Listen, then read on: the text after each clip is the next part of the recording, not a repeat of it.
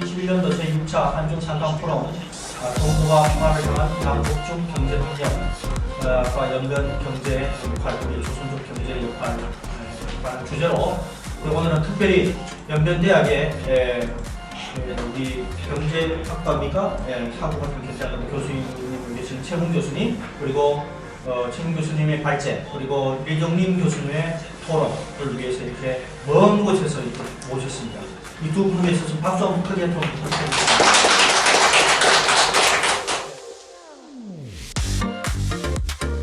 경제협력 현황과 전망에 대한 발표를 시작하겠습니다. 저는 연변대학교 최훈 교수입니다.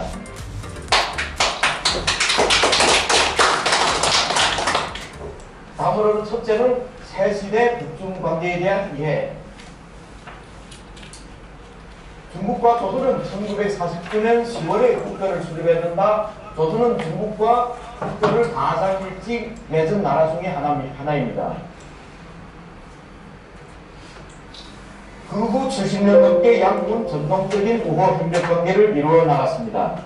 최근 2018년 3월에 김정은 위원장은 첫 해외 방문지로 중국을 선택하였으며 그 후 불과 15개월 기간에 시진핑 주석과 김정은 위원장은 5차례나 만나 두 나라 관계 발전사에 유례없는 기록을 세웠으며 양국 관계는 새로운 시대를 맞이하게 되었습니다. 이로부터 새 시대의 북중 관계에 대해서 우리가 새롭게 이해하는 것이 매우 중요하다고 생각됩니다.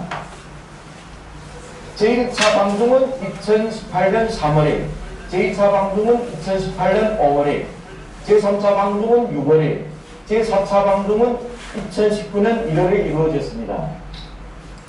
그리고 2019년 6월에 시진핑 주석이 평양 방문이 이루어졌습니다. 이렇게 해서 15개월간에 5차례나 정상회담을 한 것이죠. 그러면 새시대 북중관계는 어떠한 인식을 가져왔는가? 4가지 중요한 인식적인 공유를 가져온 것입니다. 첫째, 북중관계는 전통적인 우호 협력 관계이다. 새 시대에 들어서 우리는 꼭 전통적인 우위를 이어가며 발전시켜야 한다. 이것은 역사와 현실에 기반한 것이다. 두 번째는 북중은 모두 사회주의 국가이다. 요즘 전 세계 사회주의 국가라 해봤자 몇 개 나라가 안 됩니다. 그런데 유일하게도 북중은 모두 사회주의 국가이다. 따라서 안보와 번영을 쌓아가는 것은 두 사회주의 국가의 공통되는 꿈이며 양국은 전략적 협력과 상호 교류를 더욱 강화할 것이다. 그리고 양당이 거친 방문과 교류는 북중 관계 발전에서 견인 역할을 한다. 양당 교류층이 전반적인 관계 발전을 이끄는 것이다. 그렇죠. 그런데 2012년 이후에는 일정 기간 백실험을 해서 이 연계가 중단되었습니다. 그러나 2018년 3월 이후 이 관계가 다시 이루어졌다. 그리고 네 번째는 민간이 우호 기반을 굳게 다져야 한다. 그러니까 민간 기반은 중요한 발전 근거이며 다양한 형식을 통해서 양국 인민의 교류를 강화해 나갈 것이다.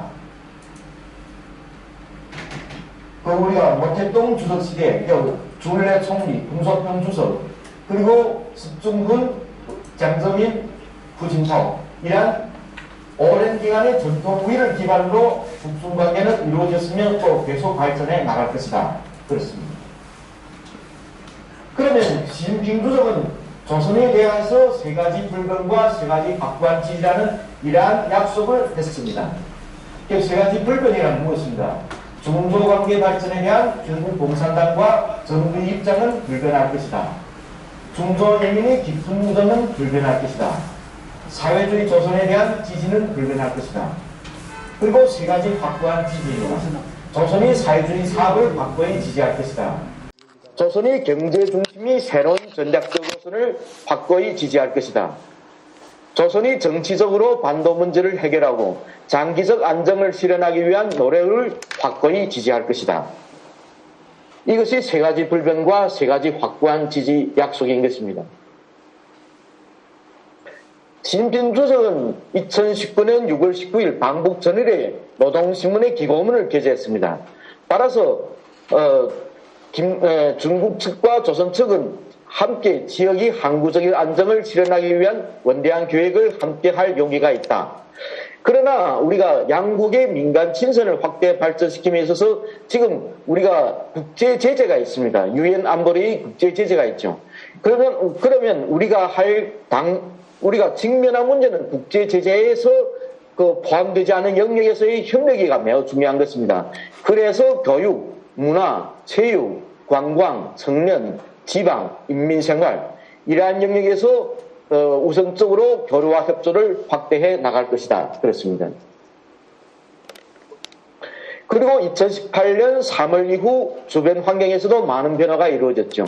2018년 4월 20일에 노동당 중앙위원회 제7기 3차 전원회의에서 조선은 이후부터는 향후에는 그 어떤 핵시험과 탄도 로켓 시험 발사는 하지 않을 것이다. 그리고 현 단계에서 조선은 새로운 전략적으로 선을 실시할 것인데 전당 전국이 사회주의 경제 경설에 총력을 집중할 것이다. 따라서 2018년 4월 이후부터 현재까지 조선에서는 다시 핵실험을 실시한 적이 없습니다.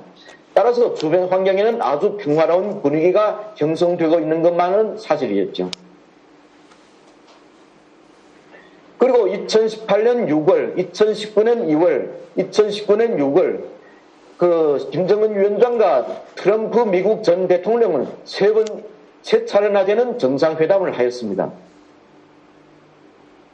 그리고 문재인 대통령과 김정은 위원장도 2018년과 2019년에 4월 5월, 8월 세 차례 정상회담을 가졌습니다. 그러면 제가 오늘 주로 이야기하고 싶은 북중 경제교류 협력에 대한 현황에 대해서 소개하고자 합니다. 북측의 핵실험은 2006년 10월에 시작되었습니다. 그러나 김정은 위원장 집권 이후 2013년부터 2017년 9월까지 연이어 4차례 진행된 것입니다. 이로 인하여 유엔 안보리는 연이어 10차례의 대북 제재 조치를 실행하였습니다. 따라서 현재에 이르러 경제 영역에 있어서 대북 투자는 완전히 금지되었으며 2017년 기준 북측의 수출 총액이 95% 이상 되는 품목이 수출이 중단되었습니다. 그리고 기계와 자동차류 등 중요 설비와 장비 수입마저도 완전히 금지되었습니다. 따라서 현재 북중 경제 협력은 한계에 직면하였으며 선택의 여지가 많은 것이 아닙니다. 따라서 할 수 있는 것은 오직 국제제재 품목 외에 국제제재 품목에서 규정되지 않는 한정된 무역과 관광에 국한될 수밖에 없는 것입니다. 그러나 유엔 안전보장이사회의 대북 제재 결의안은 북측과의 교류를 완전히 금지한 것은 아닙니다. 또 국제제재가 북측 주민들이 민생에 해를 끼칠 의도가 없다고 지적하고 있습니다. 따라서 인도주의적인 경제활동과 협력, 식량 지원은 가능합니다. 또 설사 국제제재 조치에서 금지된 활동의 경우라도 대북제재위원회의 허가가 있으면 또 면제가 가능한 것입니다. 향후 중국은 유엔에서 통과한 제재 조치를 전면적으로 이행할 것이며 국제제재가 북측 주민들이 민생에 미치는 영향에도 주목할 것입니다. 따라서 이 하에서는 우선적으로 실시하게 될 무역과 관광 그리고 인적 교류 협력을 위주로 북중 간의 경제 협력을 살펴볼 것입니다. 첫째는 무역입니다. 김정은 시대에 들어서 2012년 북중 무역 규모는 59.4억 달러를 달했습니다. 그리고 12년에 수입이 34.5억 달러, 수출이 24.9억 달러를 기록했습니다.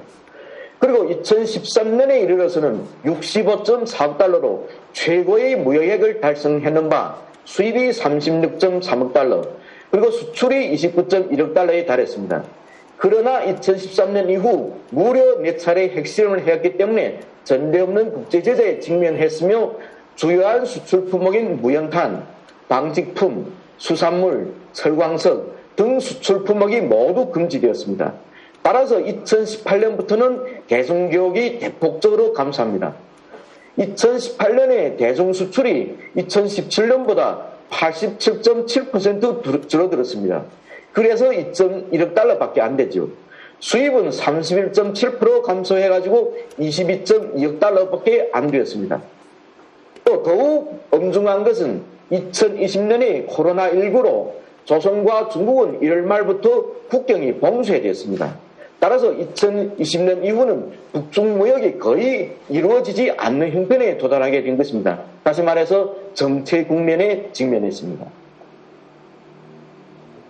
이것은 김정은 집권 이후 북중 무역의 전반적인 현황입니다. 그래 여기에서 볼 때 2011년 12, 13, 14, 15, 16, 17년까지는 50억 달러의 규모를 계속 유지합니다. 그러나 2018년부터는 전면적인 제재로 인해서 그 무역이 급감해서 24.2억 달러, 19년에는 28억 달러, 그리고 2020년에는 우리가 코로나 사태로 해서 5.4억 달러밖에 안 됩니다. 5.4억 달러라는 개념은 무엇입니까? 김정은 집권 초반에 10분의 1도 안 된다는 것이죠. 그렇기 때문에 무역이 거의 이루어지지 않는다고 봐도 되는 것입니다. 그럼 여기는 전반적인 추세를 볼 수 있는데 초기에는 무역액이 일정 규모로 이루어졌으나 2018년 이후에 급감하고 2020년 후에는 아예 매우 희소하다 이렇게 볼 수가 있는 것입니다. 그러면 2020년에는 어떤 물품이 교역되었는가? 그러니까 조선의 수출에서 제일 많은 것이 전기입니다. 전력. 그리고 두 번째는 합금철, 세 번째는 시계, 부품, 그리고 탱스텐광, 그리고 기타. 그리고 조선에서 주요하게 수입하는 물품은 무엇인가? 콩기름, 대두유, 그리고 밀가루, 사탕수수, 담배, 고무 타이어 이런 것입니다. 그러니까 수출은 국제제재 품목 이외의 새로운 품목을 수출해야 되고 수입은 민생과 관련되는 우리 일반 주민들이 일용생활에 쓰게 되는 그러한 물품을 수입해 가는 것입니다. 그러면 요즘같이 교역이 제대로 이루어지지 않는다 하면 북쪽의 그 민생 물품은 아주 품귀 현상, 물품이 아주 부족한 그러한 현상이 일어나게 되겠죠. 특히 한국을 비롯한 세계가 주목하는 것은 또 코로나의 2년째인 올해 2012년의 북중무역 현황은 또 어떠한가? 이것을 또 문의하는 것이죠. 그러면 최근 2021년의 1월부터 9월의 무역액을 살펴볼 경우 수출 1위 품목은 여전히 전력입니다. 전력이 1,194만 달러에 달했습니다. 그 외에 실리콘 철광사, 그리고 아까 말한 시계 부품, 전분, 견사 등입니다. 그러나 수출 총액은 3,359만 달러로 지난해 2020년 동기 4,780만 달러보다 27%나 하락했습니다. 다시 말해서 작년의 무역이 크게 하락했는데 올해는 작년보다도 또 형편없이 또 적게 이루어진 것이죠. 그러면 전력 수출이 작년과 올해에 이르러 계속 제1위 수출 품목인데 왜 이런 현상이 이루어지는가 하면 첫째는 중국이 탄소 중립화로 화력 발전을 줄인 것과 연관됩니다. 또 북측에서는 김정은 집권 이후 대량적인 발전소 건설로 전력 생산이 또 증가한 것과 연관된다고 할 수 있습니다. 그리고 현재 무연탄 수출, 석탄은 수출이 안 되죠. 그러나 이 코로나 사태에 코로나 시대에 접어들면서 이 전력 수출을 할 때는 사람과 사람이 대면이 필요 없습니다. 전력이 선로로 수출만 되면 되죠. 중국에서는 대금을 입력하면 되고 이렇기 때문에 코로나 시대에서는 전력 수출이 아주 유리한 국면에 접어들었다. 이렇게 볼 수도 있는 것입니다. 그리고 수입에 있어서 올해 1월부터 9월의 북중 무역 수입에서 수입 1위 품목은 비료입니다. 올해 수입이 그렇게 적었지만 비료는 2,422만 달러를 수입했죠. 그러면 그만큼 우리 북측에서 알곡 생산, 양식 증산에 대해서 아주 중시한다는 걸 우리가 알 수 있습니다. 그 다음으로 플라스틱 제품, 일용품이죠. 그 1,890만 달러. 그리고 제조담배, 고무 제품, 그리고 콩기름, 대두유 이런 것이었습니다. 그리고 수입액도 1.52억 달러로 작년에 2020년에 비해서 또 31.2% 밖에 되지 않습니다. 그러니까 수입액이 올해는 작년보다도 또 엄청 줄어든 것이죠. 이로써 우리는 북중 무역이 본격적으로 지금 개시되지 못하고 여전히 봉쇄 상태에 있다는 것을 우리가 알 수 있으며 두 번째로는 우리가 관광 형백에 대해서 이야기하는 것이죠. 유엔 대북제재에서 관광은 제재 사항이 아닙니다. 따라서 북한 관광, 우리가 북측 관광, 조선 관광은 우리가 할 수가 있는 것이죠. 다른 국가에 비해서 저렴한 가격, 외부에 알려지지 않는 신비함, 아름다운 강산, 잘 보존된 전통문화 등으로 조선 관광은 해외 관광객들에게 매우 큰 인기가 있습니다. 그동안 불안한 전국 속에서 관광 사업이 저조했지만 요즘 주변 관계가 평화 모드로 전환하면서 많은 관광객들이 방문하고 있다. 그리고 중국 내륙, 홍콩, 대만, 싱가포르 이러한 여행사들은 조선 관광 상품을 적극적으로 개발하고 있습니다. 따라서 몇 년 후에 북측이 조선이 스위스와 같은 관광객으로 부상할 수도 있다. 이러면 국제제재 영향이 많이 해소되죠. 그러면 조선의 관광지는 어떻게 이루어졌는가? 주하게 평양, 동부, 서부, 북부 지구로 나뉩니다. 첫째는 평양이죠. 조선의 수도, 그리고 조선반도의 서북부, 중부 평야지대에 자리 잡고 있으며 평평한 땅이라 해서 평양이라고 합니다. 그리고 평양시 한복판에는 대동강이 흐르고, 그리고 요즘 전반적인 기후 조건도 좋고 5,000년의 역사를 가진 문화도시이며 인류 발상지 하나이라고 조선에서는 선전하고 있습니다. 그러면 주요한 우리가 관광 지는 어딘가 하면 국가선물관, 그리고 조선미술박물관, 조선역사박물관, 그리고 만수대 장작사, 그리고 5월 1일 경기장.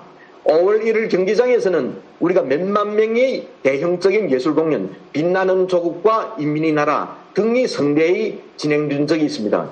그리고 5월 1일 경기장에는 10만 명 이상의 사람들이 관광객이 들어갈 수가 있는 것입니다. 그리고 김정은 시대에 들어와서 건설한 현대화 오락시설들이 있습니다. 한국 언론에도 소개된 미림 승마구락부, 그리고 릉라인민유원지, 문수물놀이장, 려명거리, 미래과학자거리, 평양 지하철도 등이죠. 우리가 사진을 보면 이것은 려명거리입니다. 려명거리에 가면 우리가 새로운 전력을 우리가 하는 태양능 에너지 이러한 형광판이가 아주 많거든요. 그리고 려명거리가 새롭게 건설되어 있고, 그리고 이것은 문수물놀이장, 그리고 릉라인민유원지, 그리고 이것은 예술의 전당과 미래과학자거리, 그러니까 전반적으로 새롭게 건설한 그런 거리죠. 그리고 이것은 대동강변에 정박해 있는 우리가 무지개호 유람선입니다. 이 유람선 안에는 대형 식당들이 아주 많이 있고, 우리가 호프 여러 가지 또 음식이가 많이 제공되고 있습니다. 그래서 여기에서는 여러 가지 우리가 연회나 여러 가지 축제 이것을 할 수도 있는 것입니다. 이것은 제가 소개한 5월 1일 경기장이죠. 여기는 10만 명 이상의 관람객이 들어갈 수 있는 대형 체육 경기장입니다. 그럼 여기에서 인민의 나라 이러한 대형 집단 체조가 공연되었죠. 이것은 인민의 나라, 그리고 이것은 그 전해에 빛나는 조국, 이러한 몇만 명의 대형 예술 공연입니다. 그러면 이것은 3등석이라 제일 싼 우리가 입장권인데요. 이 입장권 3등석의 입장권 금액은 $100입니다. 따라서 우리가 입장료가 제일 싼 것이 $100입니다. 그리고 $100, 150, 200, 300, 800까지도 올라갑니다. 그리고 북쪽의 동부지구의 우리가 관광 명소, 그리고 주야의 원산, 우리가 항구도시죠. 원산, 그리고 마식령 스키장, 송도원, 명사신리, 그리고 울림폭포 이란 명승지가 있고요. 그리고 신평 금강 명승지, 그리고 우리가 자주 아는 한국분들이 잘 아는 금강산, 3일포, 그리고 칠보산, 내칠보, 외칠보로 나뉩니다. 그럼 이것은 금강산이죠. 금강산. 많은 한국 국민들이 관광한 적이 있죠. 그리고 이것은 칠보산입니다. 칠보산의 내칠보, 외칠보. 우리 이종림 교수님도 이제 칠보산 관광은 하셨습니다. 그리고 마식령 스키장이죠. 마식령 스키장. 그리고 서쪽 지역의 관광 명소입니다. 서쪽 지역에는 우리가 남포, 그리고 서해 간문, 그리고 강서새 무덤, 덕흥리 벽화무덤, 수산리 벽화무덤, 약수리 벽화무덤. 그래서 우리가 고구려의 그 벽화무덤이 아주 많습니다. 그런 역사적으로 아주 요구한 그러한 문물이가 많은 것이죠. 그리고 산으로는 또 구월산, 요향산, 그리고 또 저 한민족에 있어서 아주 중요한 8만 대장경 보존고가 있고, 그리고 국제 친선 전람관이 있고, 도시 개성이죠, 개성. 우리가 판문점, 그리고 판문점이 있는 것입니다. 그래 보면 이것은 서해 관문입니다. 서해 관문. 그리고 이것은 우리가 아까 말한 고구려 벽화, 뭐 강서새 벽화, 덕흥리 벽화, 수산리 벽화, 약수리 벽화, 아주 역사적인 문물이가 많은 것입니다. 이것은 구월산입니다. 구월산에는 또 그리고 월성사, 삼성사, 역사적인 이러한 풍기가 많이 이루어지는 그러한 명성지죠. 그리고 이 묘향산, 제가 묘향산에는 제가 2번 가보았고, 우리 리종님, 전 원장님도 또 한 번인가 뭐 2번인가 몇 번 가보았습니다.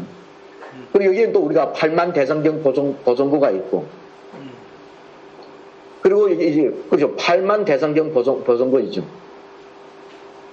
그리고 여기 또 롱문대굴, 여러 가지 그러니까 석화암 이런 쪽도 있는 것입니다. 자연적인 문물이 많다. 그리고 북부지구죠. 북부지구. 우리가 위치한 이 동네와 아주 인접된 곳입니다. 첫째는 백두산, 그리고 백두산 천지. 그리고 백두산 천지에서는 또 그 부근에 우리가 삼지연이란 이러한 도시를 새롭게 건설했습니다.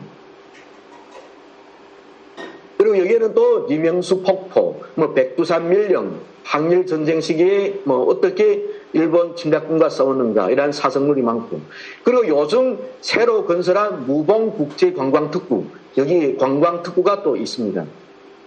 그래 보면 우리가 아름다운 저 백두산과 천지, 그리고 뭐 열대, 아열대, 온대, 뭐 한대를 아우르는 이러한 우리가 식물, 이러한 그 자원 아주 많죠. 그러면 이것은 우리가 그 북쪽에서 천지로 간 것입니다. 한국 분들이 중국에 오면, 중국에서 보면 산 위에서 이렇게 보니까 항상 천지를 못 보는 경우가 많습니다. 그런데 북쪽에서는 삼지연 쪽에서 우리가 저 천지를 가면 케이블카가 이미 천지 아래까지 내려가 있습니다. 그러면 직접 우리가 천지물을 마실 수가 있는 것입니다. 그래서 제가 뭐 여러 번 가서 천지물을 마이고, 또 제가 전기도 뭐 흡수하고 그렇게 했거든요. 그래서 북쪽으로 가면 천지물을 직접 우리가 캐고, 천지물을 직접 마이고, 또 여기에서 여러 가지 또 회도 먹을 수가 있다. 이러한 아주 좋은 그 조건이 있습니다. 그리고 리명수 폭포이 것입니다. 그리고 이것은 무봉호라 하는데, 이 무봉호에 지금 무봉국제관광특구를 우리가 건설하고 있습니다. 근데 요즘 국제제재로 중국 측이 투자는 금지되었기 때문에 여러 가지 우리가 건설이 정지되어 있는 상태, 정체된 국면에 왔죠. 그러면 국제관광특구, 그러면 우리가 관광자원 개발, 이러한 원래 계획이 많이 세워져 있었습니다. 그리고 전반적인 우리가 뭐 개발 도면, 이것도 있었는데 지금은 좀 정체된 국면에 있습니다. 국제제재 때문에 안 되고 있죠. 이것은 북쪽에서 이미 건설한 삼지연시 건설입니다. 삼지연시 건설을 통해서 우리는 현대화된 호텔, 현대화된 스키장, 현대화된 여러 가지 우리가 오락시설, 이것이 많이 건설되었습니다. 이것은 조선 자체로 했기 때문에 국제제재와는 상관없죠. 그러면 우리는 백두산 쪽으로 해서 우리가 삼지연이 머물면서 천지물도 마여보고, 그리고 백두산 구경도 할 수가 있는 것이죠.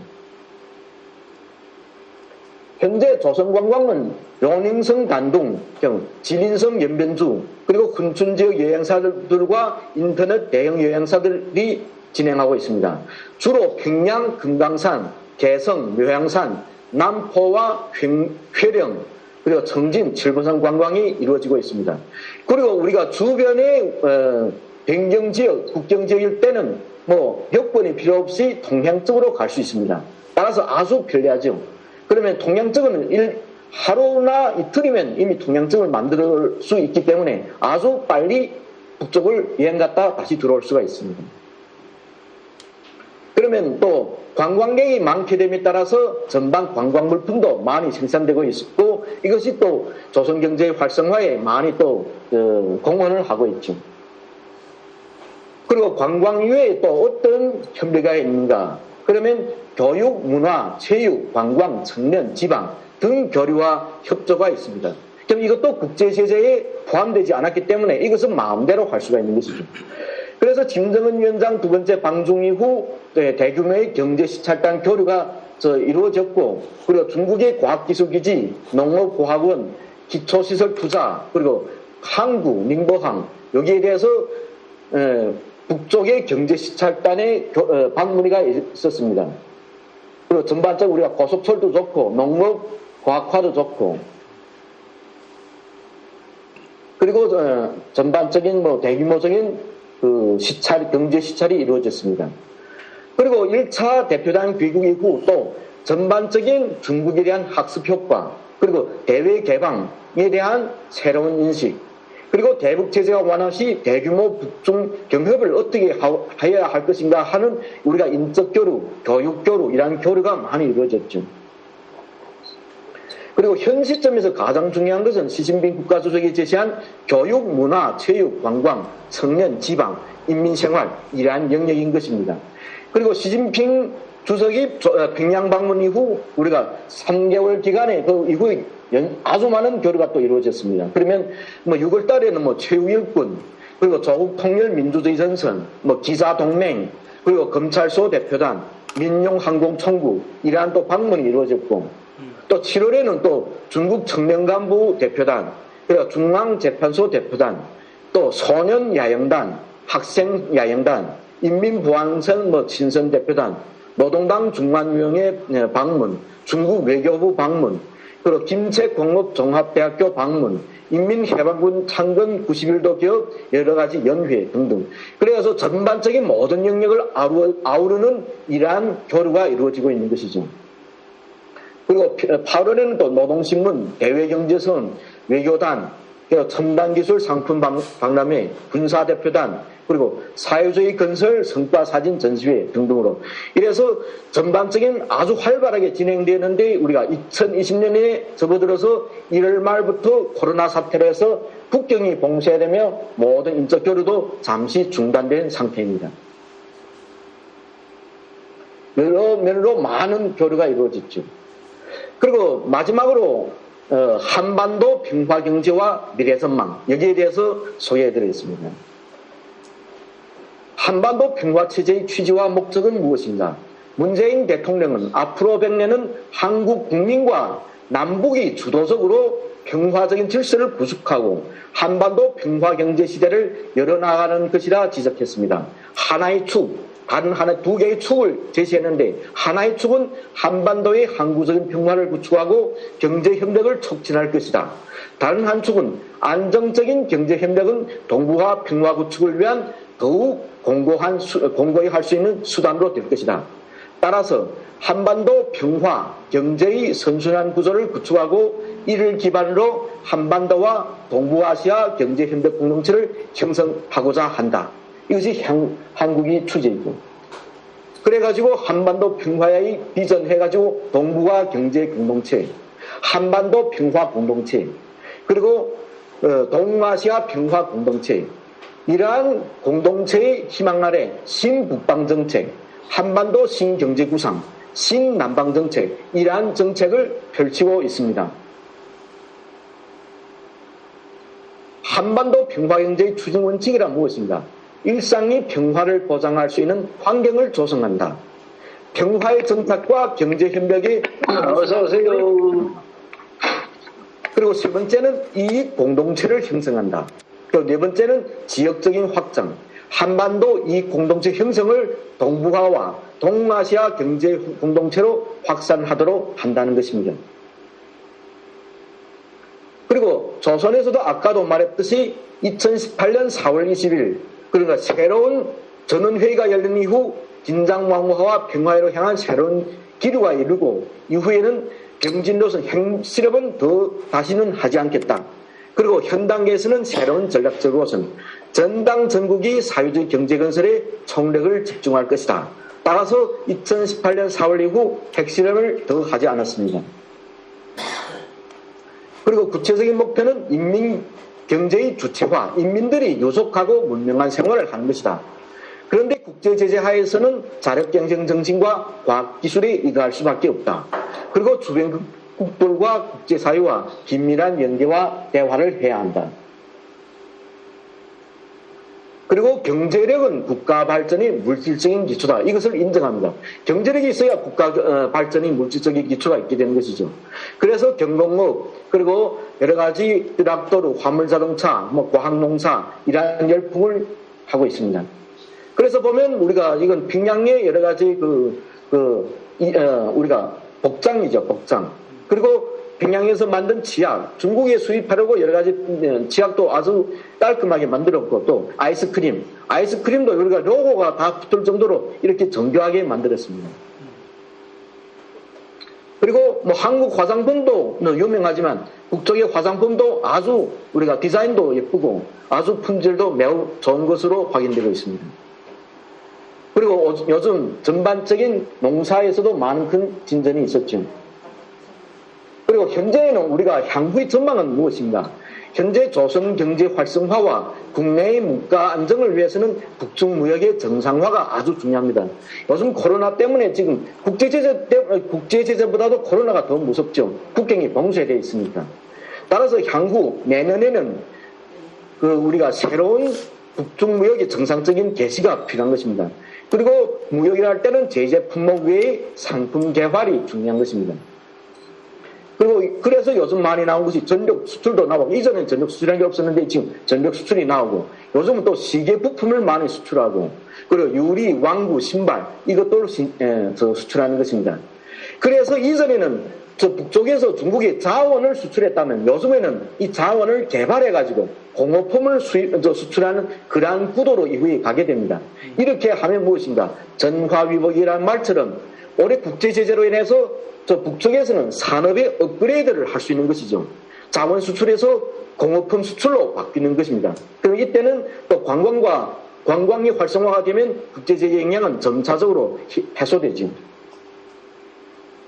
그리고 관광에 제일 중요한 것이 관광인데, 요즘에는 이전에 조선의 제일 문제점은 무엇인가 하면 낙후한 인프라가 문제였다. 근데 요즘에는 아까도 제가 소개해드렸듯이 백두산 주변의 삼지연에는 지금 새로운 도시를 이미 건설했고, 그리고 거기에는 고급 호텔과 스키장 및 쇼핑시설, 도로 등이 다 들어섰습니다. 그리고 원산 갈마 해안지구 건설도 이미 다 완공되었고 지금 내부 장식, 내부 인테리어를 하고 있는 것입니다. 향후 가장 전망에는 사업은 무엇인가 하면 백두산 관광 중심의 초국경 관광 협력이죠. 중국 쪽의 화룡시, 안도시와 안도현과 삼지연 간의 초국경 관광이 적극 신설될 것입니다. 그럼 요즘 백두산 관광이 중국 관광객이 1000만 명이 지금 도달하고 있습니다. 이때 10분의 1만 삼지연 쪽으로 가면 100만 명이 되는 것입니다. 그럼 이후에는 적어도 100만 명 이상이 관광객이 형성될 수가 있습니다. 다만 코로나가 플레이되지. 향후 한국 국민들도 이전에 조선 관광, 특히 백두산 관광을 할 수 있게 될 경우, 이는 또 조선의 경제 활성화와 한반도 평화 경제에도 큰 도움이 될 것입니다. 따라서 그렇다면 한국에서는 한국 국민들이 북쪽을 관광할 수 있도록 그러한 정책적인 혜택을 부여해야 하는 것이죠. 관광이 대규모로 활성된 경우 국제적인 영향은 점점 미미하게 될 것입니다. 이것은 전반적으로 우리가 무봉공과투구 전반적인 이 지대의 초국경 관광, 국경을 중심으로 해가지고 초국경 관광이 이루어질 것이다. 예, 감사합니다. 제 발표는 여기까지입니다.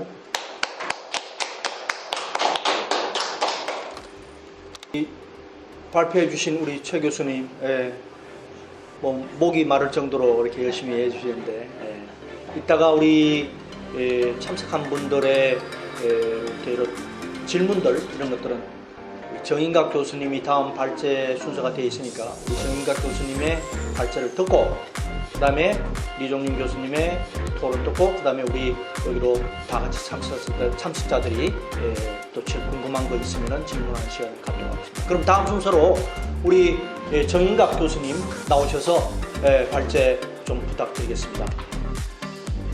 잠깐만요. 교수님 여기 앉으십시오. 여기 앉으십시오.